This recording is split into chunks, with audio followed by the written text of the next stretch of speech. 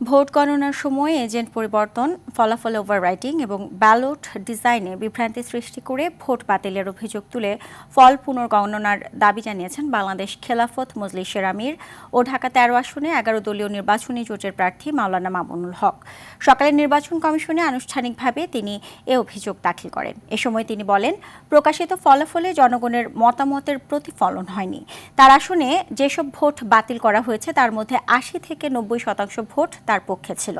তার অভিযোগ, আমলে না নিলে রাজপথ বা আদালতে যাবেন বলেও হুঁশিয়ারি দেন তিনি।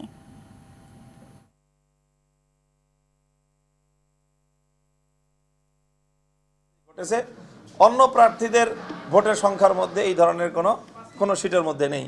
এখানে ওভাররাইটিং করে যেই পরিমাণ ভোট বাড়ানো হয়েছে সেটা এবং যেই পরিমাণ ব্যালট বাতিল করা হয়েছে এই দুটো যুক্ত করলে আমার ধারণা যে ৫,০০০ ভোটের ব্যবধান আমার পক্ষে হবে।